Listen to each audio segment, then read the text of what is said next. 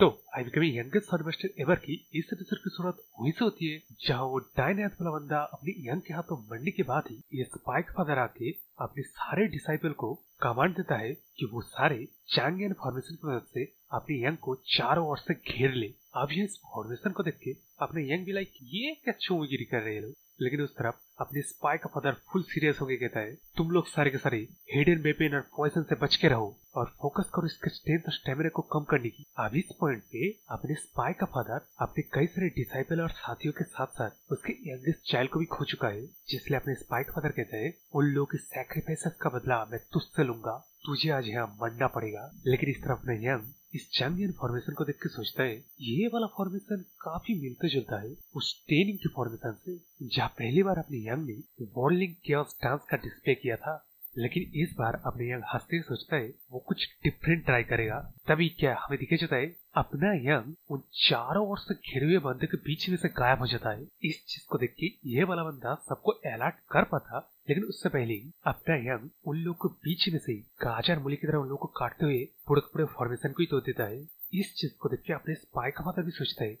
क्या मैंने उसके मूवमेंट को मिस कर दिया, ये बंदा फिर है कौन। लेकिन इस तरफ अपना यंग फॉर्मेशन को तोड़ के बाहर तो आ जाता है, लेकिन वो बाहर आने पे जहाँ रुकता है वो सारे बंदे फिर से उसके ऊपर टूट पड़ते हैं। लेकिन इस बार क्या अपने यंग कहता है अरे तुम लोग को सोने ना, मुझे थोड़ा सा चाहिए था। ये बोलने के बाद हमें दिखा जाता है वो सारे के सारे शॉट के कई सारे टुकड़े हो जाते हैं। जिस चीज को देख के ये बंदा भी सोचता है क्या उसने बिना टच किए शॉट के इतने सारे टुकड़े कर दिए। तो यहाँ अपनी यंग ने क्या किया, डिस्ट्रक्शन का प्रिंसिपल इस्तेमाल करके उन सारे शॉट को डिस्ट्रॉय कर दिया और डिस्पर्सल के प्रिंसिपल को इस्तेमाल करके वो सारे के सारे शॉट के टुकड़ों को स्कैटर और कंट्रोल करते हुए अपने आसपास स्पिन करता है, जिससे कि टोर्नेडो बनता है जिसमें शॉट के वो टुकड़े हैं। अब इस चीज को होते हुए ये वाला बंदा कहता है ये तो श्योरली टैंग फैमिली की सबसे प्रसिद्ध टेक्निक 10,000 हेविली फ्लावर रेन है, जिसका इस्तेमाल से जैसा कि दिख रहा है वो टोर्नेडो अचानक से लाल बन जाता है और इन सारे बंदे को जैसे कि दिख रहा हो क्या हालात हुआ इन लोगों का। लेकिन इस तरफ यंग भी लाइक इसे मैं टैंग फैमिली का सबसे पिनेकल 10,000 हेविली फ्लावर रेन तो नहीं कहूंगा, लेकिन तुम लोग के लिए ये टेक्निक काफी है तो मैं इसका नाम दूंगा आयरन सैड वैली। हाँ ये नाम काफी फिट बैठ रहा है और इसी नेम देने के साथ साथ ये टेक्निक भी खत्म हो जाता है और वो सारे बंदे भी। तो अब यहाँ इकलौता वो स्पाई का फादर बचा है, जिस चीज को देख के अपने यंग कहता है स्पाई के फादर अब तू ही इकलौता बचा है, लेकिन तेरा जैसा कि प्लान था मेरे स्ट्रेंथ और स्टेमिना को डिप्लीट करना वो तो तूने अपने बंदे को सैक्रिफाइस देके कर दिया, अब क्या तू खुद नहीं आएगा। इस चीज को सुन के अपने स्पाई का फादर फिर से तलवारों को तैयार करते हुए कहता है हरामजादे चल देखते हैं तेरा स्पिरिट कब तक रहेगा, मैं सच में तेरे राख को भी इस दुनिया से मिटा दूंगा। इस चीज को सुन के अपने यंग कहता है फिर से ये वाला लाइन। लेकिन इस तरह अपने स्पाई का फादर मन में सोचता है डरने की कोई बात नहीं है, सच्चे मुच्चे में उसके अचीवमेंट्स को देख के डरने की बात नहीं है। मेरे पास यूनियन लीडर का दिया हुआ ट्विन शॉट टेक्निक और साइलेंट शॉट टेक्निक है, जिसका साइमल्टेनियस इस्तेमाल से मेरा एक चांस बनेगा इस मॉन्स्टर को मारने का। ये सोच के अपना स्पाई का फादर दोनों ही तलवार लेके अपने यंग के ऊपर हमला कर देता है। अब यहाँ अपने स्पाई का फादर सारे टेक्निक का 10 फॉर्म ये फॉर्म वो फॉर्म यूज करता है, शॉर्ट डांस पता नहीं क्या का मतलब इस्तेमाल कर लेता है। लेकिन इस तरफ अपने यंग आपने सिर्फ उस डैगर से सारे हमले को रोकते हुए मतलब उबासी ले रहा है भाई। इस चीज को देख के अपने स्पाई का फादर अपना फुल दम लगा देता है और उन दो टेक्निक्स का फाइनल टेक्निक्स भी। लेकिन इसके बावजूद अपने स्पाई का फादर थक जाता है, लेकिन अपना यंग नहीं। इस चीज को देख के अपने स्पाई का फादर कहता है ऐसा कैसे हो सकता है, मेरी ये शॉर्ट टेक्निक्स और बस सिर्फ डैगर से मेरे सारे टेक्निक्स को रोक दिया। इस चीज को सुन के अपना यंग कहता है वो एक्चुअली मेरे कुछ एक्सपर्टीज है शॉर्टमैन में, जिसकी वजह से मैं जान गया तेरे शॉट का पाथ और तेरा शॉट क्या करने वाला है, मतलब पहले से मुझे पता चल रहा था। लेकिन वो छोड़ ये देख, ये बोलते ही अपना यंग उस स्पाई के फादर का साइलेंस शॉट टेक्निक को परफॉर्म करने लगता है, जिसकी वजह से अपने स्पाई के फादर का रिएक्शन को देख रहे हो। तो अब अपने स्पाई का फादर उसी हक्का बक्का स्टेट में कहता है तू कैसे साइलेंस शॉट टेक्निक को हैंडल कर पा रहा है। इस चीज को सुन के अपने यंग कहता है क्या साइलेंस शॉट टेक्निक, अरे यार इस शॉट टेक्निक में इतने मर्डरस एनर्जी को देख के मैं सोच रहा था इस टेक्निक को बना ही गया है किसी को मारने के लिए, इसलिए इस टेक्निक की एनर्जी कुछ पर्टिकुलरली डिफिकल्ट नहीं है जो मैं हैंडल ना कर पाऊँ। वैसे अगर मैं सोचूं तो तेरा वो दाहिने हाथ वाला बंदा भी इसी टेक्निक को इस्तेमाल कर रहा था, तो क्या इसका मतलब तुम सारे लोग डार्क मून शॉट सेक्ट के बंदे हो? इस चीज को सुनकर अपने स्पाइक फादर सोचता है वो इस साइलेंट शॉट टेक्निक को हैंडल करने के लायक तब बना जब उसने ट्विन शॉट टेक्निक को मास्टर कर लिया था तब। और ये क्या कह रहा है, कुछ डिफिकल्ट नहीं है? लेकिन इस तरफ ना यंग आगे बात करता है, मैं यार तुम लोग के बारे में ज्यादा कुछ जानता नहीं हूँ, लेकिन हाँ मैं ये जानता हूँ तुम लोग ब्लैक डेथ अलायंस के अंडर वाले बंदे हो। और ये बात सभी लोगों को पता है, ब्लैक डेथ अलायंस के अंदर जाने वाले बंदे चाहे वो किसी भी तरह के मार्शल आर्ट इस्तेमाल क्यों ना करते हो, उस बंदे का मार्शल आर्ट अचानक से एक राइजिंग मार्शल आर्ट बन जाता है जो उस बंदे को सबसे बेस्ट फिट भी करता है। इसलिए ये एक और रीजन है जो कि मार्शल आर्ट वर्ल्ड के सारे बंदे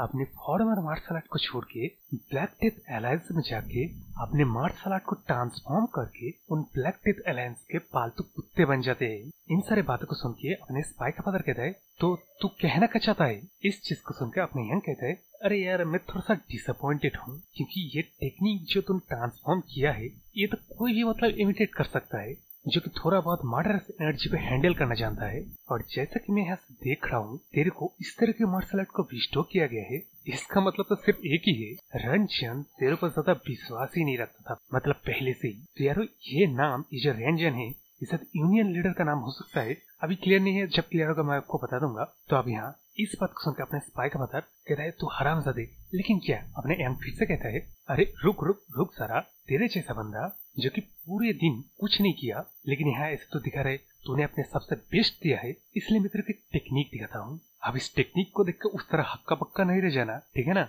ये बोलने के बाद अपना यंग इस तरह जैसे देख रहा हो अपने शरीर से ग्रीन वाला एनर्जी निकल रहा है और अपना यंग आगे कहता है, जो सारे बंदे ट्रांसलेंटल लेवल पे पहुंच चुके हैं उन लोगों के लिए मतलब शॉट की साइज या लेंथ से उन लोगों को फर्क नहीं पड़ता। ये बोलती है अपने यंग उस शॉट डिगर को ही अपने उसी ग्रीन एनर्जी की मदद से एक लॉन्ग शॉट में बदल देता है और ब्लेड रिवर इस चीज को परफॉर्म करता है, जिसकी वजह से जैसे मतलब देख रहे हो अपने स्पाई के पत्थर के थोड़ा सा बस कान ही काटा, लेकिन उसके पीछे ये पूरा का पूरा जंगली 2 टुकड़ों में काट गया। इस कांड को करने के बाद अपने यंग कहते हैं, अरे यार अभी तक मैं इतनी तक केपेबल हुआ हूँ, ज्यादा नहीं है ना, मैं ज्यादा अच्छी तरह से परफॉर्म नहीं दे पाया क्योंकि ये मेरा बॉडी है ना ये अभी तक ग्रो ही हो रहा है, मतलब फुल तरीके से ग्रो नहीं हुआ है। अब इस तरह अपना स्पाई का फादर इस चीज को देख के और अपने यंग की बातों को सुन के अपने मन में सोचता है उसका जो साइलेंस शॉट टेक्निक है उसका एनर्जी नॉर्मल शॉट की एनर्जी से डिफरेंट है, लेकिन ये ब्लेड रिपर के सामने साइलेंस शॉट टेक्निक की एनर्जी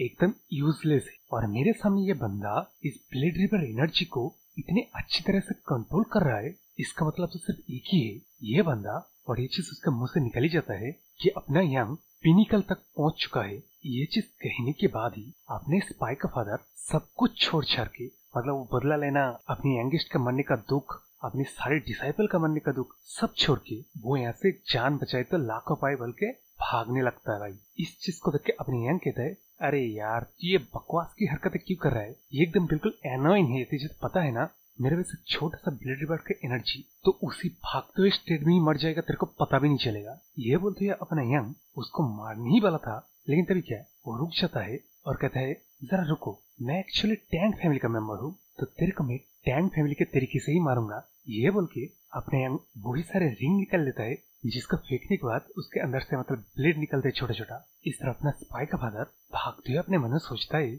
ऐसा नहीं हो सकता, ऐसे कैसे हो गया, एक टैंक फैमिली जो कि डिक्लाइन में जा रहा था उसने ऐसे एक मॉन्स्टर को रेस किया जो कि पिनिकल तक पहुंच गया है एकदम लास्ट स्टेज पे। ये न्यूज जब रंजन के पास पहुंचेगा वो चुपचाप नहीं बैठेगा, लेकिन इस तरफ क्या अपने स्पाई का फादर जिस भी मतलब पेड़ से भी कवर लेके खुद को पुश कर रहा था वो सारे पेड़ के भी कई सारे टुकड़े हो जाते हैं। तो ये चीज अपने स्पाई का फादर जिस भी मतलब जगह से जा रहा था वहाँ पे हो रहा था, तो वो नोटिस कर लेता है ये रिंग जैसे दिखने वाली चीज है इन सारे मजबूत पेड़ों को पत्थरों को काचर मूली की तरह काट रहा है। और ये सारे रिंग इतने अनयूजुअली तेज क्यों हैं? अरे यार ऐसे ही अगर चलता रहा तब मैं रिंग से पीछा नहीं छुड़ा पाऊंगा, इसका मतलब तो मुझे इन सारे रिंग्स को यहीं पे रोकना पड़ेगा। ये सोचने के बाद अपने स्पाई का फादर उसका मतलब भागना छोड़ के इन रिंग से खुद को डिफेंड करने लगता है। तो अब यहाँ कुछ देर खुद को किसी तरह डिफेंड कर लेने के बाद अपने स्पाई का फादर चिल्ला चिल्ला के कहता है, देखा मैंने रोक लिया, देखा तुझे क्या लगा था डार्क मून सेक्ट के बंदे ऐसे ही मर जाएंगे, लेकिन क्या हमें दिखा जाता है अपने स्पाई का फादर का एक हाथ काट गया है, वो पूरी तरह से हाँप रहा है। इसे कहते हुए रस्सी जल गई लेकिन भल नहीं गया। तो अब यहाँ अपने स्पाई का फादर अपने मन में सोचता है वो अगर जिंदा रहेगा तो नेक्स्ट चीज का प्लान कर सकता है, और ये जो टेक्निक से खुद को डिफेंड किया इसको परफॉर्म करने के लिए अपने यंग का शायद बेहद सारे इंटरनल एनर्जी जाया हो गया होगा। लेकिन इस तरफ अपना यंग भी लाइक उसकी तरफ आते हुए कहता है अच्छा तो तू कहने की कोशिश कर रहा है, तुझे खुद को डिफेंड करने में कामयाब रहा, इसके लिए मैं तेरे को कॉम्प्लीमेंट दूं या ऐसा ही कुछ चाह रहा है क्या तू? तो अब इस तरफ अपने स्पाई के फादर की तरफ आते हैं जो कि अपनी यंग को मतलब वो थका हुआ भी नहीं है। इस चीज को देख के सोचता है क्या वो इस तरह की टेक्निक यूज करने के बावजूद भी इस तरह मेरे सामने खड़ा है जैसे कि कुछ नहीं हुआ है, ये हरामजादा आखिरकार है क्या? लेकिन क्या तभी अपने यंग अपने बस 2 उंगलियों का इशारा करता है और वो सारे जो सूर्यकिरण टाइप थे ना, रिंग टाइप ब्लेड, वो अपने आप ही घूमने लगते हैं और घूमते इसका आधार होने का था बहुत सारे ब्लेड अपने स्पाई के फादर का किस्सा को खत्म कर देता है। लेकिन उससे पहले अपने स्पाई का फादर सोचता है, और यहाँ हमें पता चलता है अपने स्पाई का फादर टैंग फैमिली का स्टूडेंट हुआ करता था, लेकिन उसने अपनी टैंग फैमिली को धोखा देके ब्लैक डेथ अलायंस को ज्वाइन किया और वो सोच रहा था इस चीज को करके उसने काफी कुछ अचीव किया है। लेकिन क्या उसकी पूरी जिंदगी पूरा का पूरा झूठ निकला, क्योंकि उसने अपने यंग को एक बाल तक कुछ होने की लायक नहीं बना अभी तक।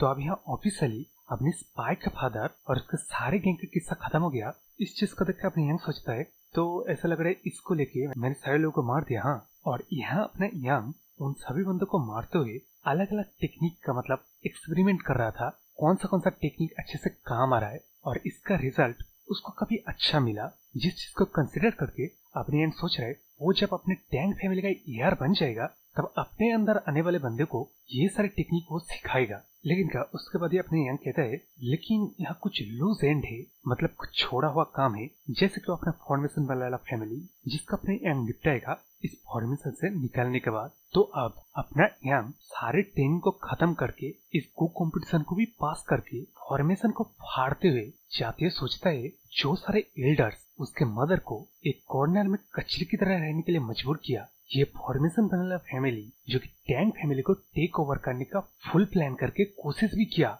उन सभी को आंख के बदले आंख का कीमत देना पड़ेगा। तो अब वहां से सिंसेप्ट होके हमें ये फॉर्मेशन वाला बंदा और सुपरवाइजिंग ऑफिसर को दिखाया जाता है जो कि मतलब आर्गू कर रहा है कि वो लोग किस तरह इस को कॉम्पिटिशन के फॉर्मेशन के अंदर जाके स्टूडेंट को बचा पाए। लेकिन इस तरह अपने फॉर्मेशन वाला बंदा जैसे कि उसका प्लान है, कहते हैं कोई रास्ता नहीं है, हम नहीं जा सकते, आप सब भगवान भरोसे। इस चोमू का एक्सक्यूज भी लाई फेयरनेस की वजह से कोई अंदर चला जाए ये चीज इम्पॉसिबल कर दिया गया है। तो चोमू वो सारे स्पाई के फादर और उसके सारे ट्रूप्स इसके अंदर कैसे घुसे, और अगली पैनल में देखा जाता है जैसे कि मैंने सोचा था और बोल रहा था, ऑब्वियसली ये सफेद झूठ है भाई। ये चीज अपने वो मन में सोचता है और आगे अपने मन में सोचता है इस को कॉम्पिटिशन में उस स्पाई का फादर और उसके सारे ट्रूप्स जाने के बाद उसने एक्स्ट्रा तरीके से इस फॉर्मेशन को सील कर दिया है। इसका मतलब कंपटीशन के अंदर कोई भी स्टूडेंट जिंदा नहीं बचेगा, और इस तरह बाहर मतलब फॉर्मेशन के बाहर अपने स्पाई का फादर जो सारे ट्रूप्स को मतलब बिछाए थे ना एक्स्ट्रा इंफॉर्मेशन के लिए, उन सभी को पकड़ लिया गया है। और उनके इंफॉर्मेशन के मुताबिक इस फॉर्मेशन के अंदर जाने वाले बंदे फिर डार्कनेस साइलेंस शॉर्ट सेक्ट के बंदे और डार्क मून शॉर्ट सेक्ट के बंदे है, मतलब गए है। इस तरफ ने चोमू फॉर्मेशन वाला बंदा मतलब मन में आके सोचता है वो सारे लोग पूरे के पूरे 300 थे, इस वजह से मैं फुल असियर हूँ, वहां से एक भी बंदा जिंदा बच के नहीं लौटेगा। हाँ जरूर ये चीज तो है, वो सारे बंदे को मारना एक प्रेशियस टैलेंट का जाया करना है। लेकिन अपने फॉर्मेशन वाला बंदा आगे मतलब इस फॉर्मेशन ऑफिसर को कहता है जो सारे बच्चे इस को कॉम्पिटिशन में भाग नहीं लिए है उनके नंबर्स तो ज्यादा है लेकिन टैलेंट उतना नहीं है, लेकिन फिर भी वो सारे हमारे टैंग फैमिली का फ्यूचर बनेंगे। लेकिन तभी क्या अपने इस फॉर्मेशन वाले बंदे को एक फेमिलियर सा एनर्जी महसूस होता है, और ये फेमिलियर सा एनर्जी किसका था? अपनी यंग का ऑब्वियसली, जिस चीज को देख के अपने इस फॉर्मेशन वाले बंदे के गोटे मुंह में आ जाते हैं भाई। लेकिन इस तरह अपना जो सुपरवाइजिंग ऑफिसर था और ये सारे बंदे मतलब अपने यंग के टीममेट अपने यंग को देख के मतलब बड़ी खुश हो जाता है। इस चीज को देख के अभी तक अपने इस फॉर्मेशन वाले बंदे के गोटे मुंह में ही है। तो यारो इसी के साथ ये एपिसोड भी खत्म होता है, और तुम लोग देख के ऐसे चले मत जाओ, सब्सक्राइब वगैरह कर दो और लाइक शेयर करना भूलना। बाय।